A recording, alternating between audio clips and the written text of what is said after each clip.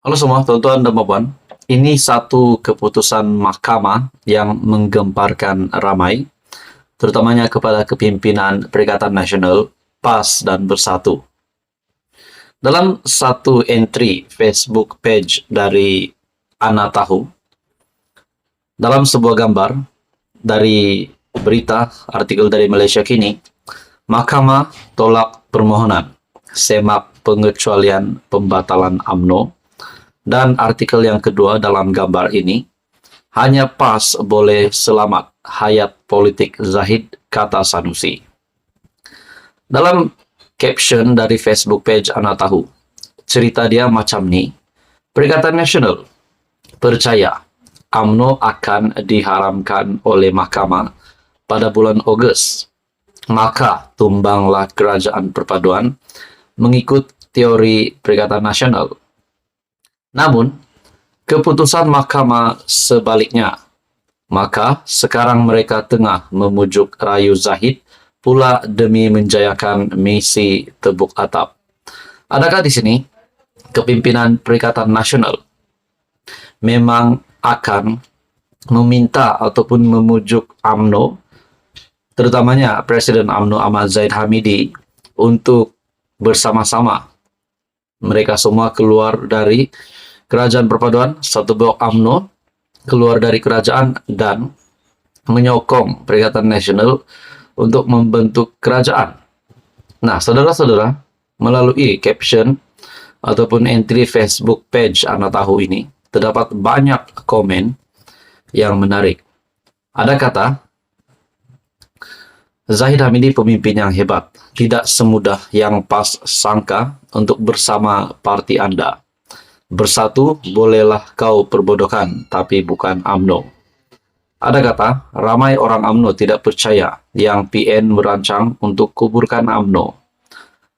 Komen yang lain mengatakan, semoga masyarakat akan sadar permainan politik PAS. Ada kata, 1 September 2023, Alhamdulillah, masih lagi kerajaan perpaduan, kerajaan madani. Nah, teori PN, ada yang berkata sebelum ini, kepimpinan dari PN, kerajaan perpaduan, pimpinan Datuk Seri Anwar Ibrahim akan tumbang pada bulan Ogos. Namun, perkara itu hanya cita-cita sahaja, tidak tumbang pun pada bulan Ogos. Kerajaan jangan rileks sangat, nanti 41 Ogos baru boleh lega. Nah, ini saya rasa komen yang memerli kepada kepimpinan PAS Perikatan Nasional. Ada juga kata di sini, lebih baik beri tumpuan kerja untuk rakyat. Tunggu saja pilihan raya umum ke-16, hentikan niat tebuk atap. Saya setuju dengan komen dari salah satu pengguna Facebook ini, di mana beliau menyatakan tunggu saja pilihan raya umum ke-16. Ini barulah membuktikan. Jadi masing-masing pembangkang dan kerajaan bekerja untuk rakyat dan buktikan bahwa pada pilihan raya umum 16 nanti, mereka yang layak untuk menjadi kerajaan, bukan sibuk nak tebuk atap di waktu kerajaan sedang membangun hari ini. Ada juga kata di sini, bab berpolitik nomor 1, bab mentadbir ke laut. Mungkin ini dinyatakan kepada PAS. Ada juga kata di sini, ingatkan PAS macam parti-parti lain juga, rupanya lagi teruk. Nah, bagi saya ini satu kejutan buruk untuk kepimpinan PAS Perikatan Nasional, pimpinan Muhyiddin Yassin dan Hadi Awang. Berita hari ini saya ambil dari Facebook page Ana Tahu. Teruskan bersama di dalam channel ini untuk info yang seterusnya. Halo semua, salam sejahtera Malaysia. Tuan-tuan dan puan yang amat dihormati sekalian, sekali lagi nama Presiden PAS Tan Sri Abdul Hadi Awang menjadi sebutan ramai setelah beliau mempertikaikan lembaga pengampunan seperti apa yang dinyatakan dalam satu artikel sebelum ini dari Malaysia Kini. Lembaga pengampunan tak berhak maafkan tertuduh, kata Hadi. Dan ini maklumat yang saya dapat dari Facebook page Ana Tahu. Menurut caption FB page Ana Tahu, nampaknya semua benda nak dipertikai. Maklumlah orang Melayu sokong. Dan di dalam perkongsian dari Facebook page Ana Tahu ini yang menyebut nama Hadi memetik artikel di mana Hadi berkata lembaga pengampunan tak berhak maafkan tertuduh telah mengundang banyak komen. Ada di dalam komen ini menyatakan lawan yang di Pertuan Agong Ketu. Ada juga kata sebab tu raja-raja Melayu pun nampak macam kurang senang dengan puak-puak tebok atap ni, cari pasal memanjang. Ada juga kata, perjuangan Islam lah sangat, tak reti langsung, hormat ketua kerajaan Duli Yang Maha Mulia Sultan dan Agong.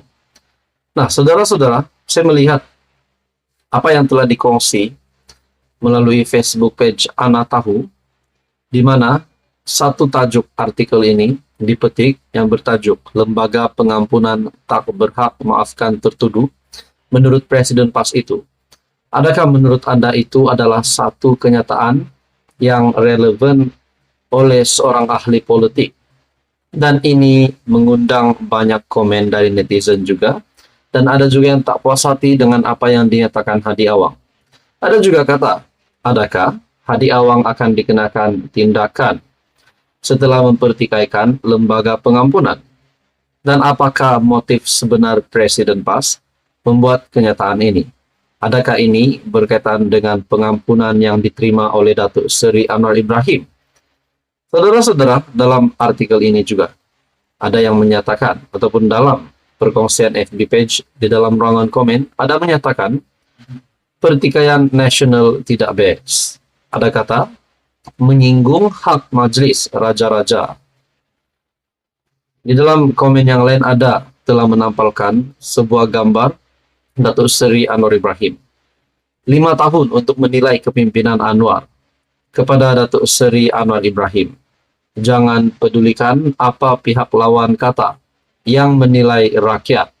Dekatkan diri dengan rakyat, selesaikan masalah yang ada. Insya Allah, usaha baik pasti ada ganjarannya.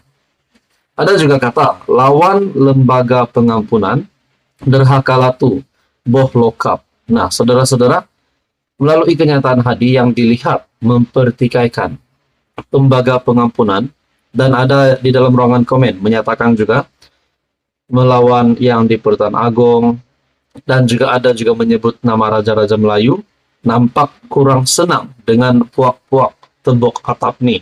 Sudah pasti ini yang dinyatakan terhadap kepimpinan Perikatan Nasional yang dilihat menjadi puak tebok atap.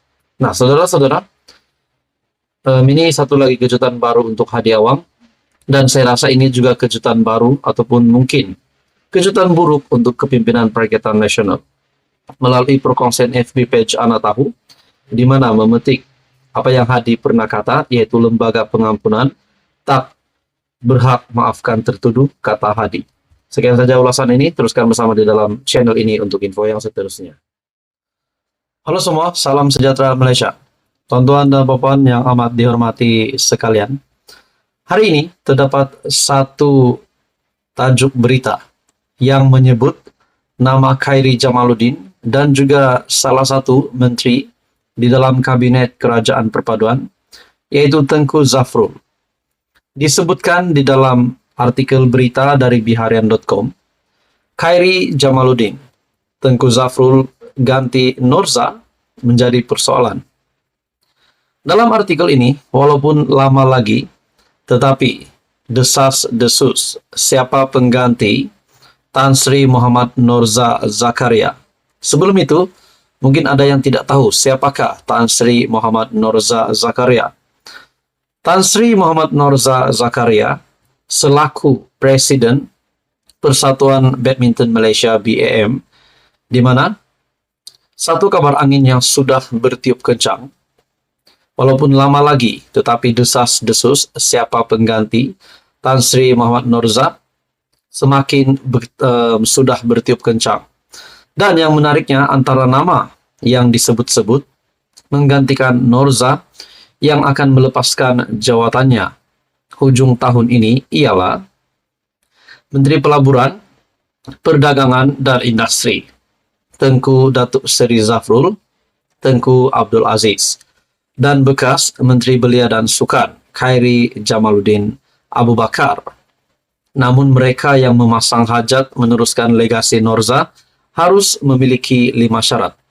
Nah, persoalannya, adakah di sini sekiranya Tengku Zafrul yang akan menjadi Presiden BAM ataupun Persatuan Badminton Malaysia, adakah beliau akan melepaskan jawatan sebagai Menteri Pelaburan, Perdagangan dan Industri ataupun MITI? Dan yang kedua pula adalah Khairi Jamaluddin. Adakah sekiranya KJ menjadi Presiden Persatuan Badminton Malaysia BAM? Adakah ini bermakna KJ tidak lagi akan terlibat dengan politik?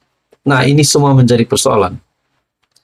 Dalam artikel ini, perkara itu disuarakan secara pribadi oleh Timbalan Presiden BAM, Datuk Seri Jahaberdin Muhammad Yunus, yang berharap tokoh berwibawa dapat mengisi kekosongan itu dalam misi meneruskan kecemerlangan badminton negara.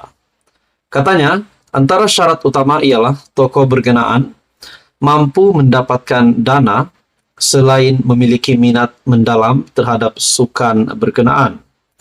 Tokoh yang berhajat juga perlu mempunyai kemampuan untuk mendampingi pemain dan jurulatih selain berupaya merangka program bagi meningkatkan sukan badminton ke tahap lebih baik.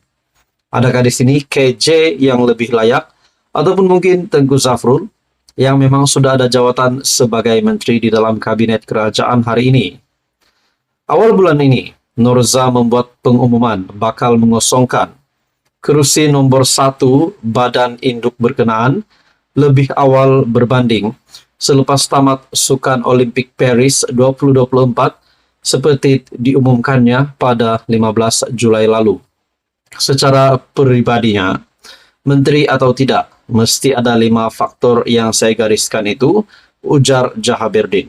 Nah, saudara-saudara, tuan-tuan dan puan, menurut Anda pula, adakah Tengku Zafrul sebagai Menteri MITI hari ini layak untuk menjadi Presiden BAM ataupun Khairi Jamaluddin yang hari ini tidak memegang mana-mana jawatan sebagai Menteri maupun beliau bukan sebagai MP juga? Tuan-tuan dan puan, satu artikel dari biharian.com, KJ Tengku Zafrul dikatakan mungkin ataupun menjadi calon yang bakal menggantikan Norza.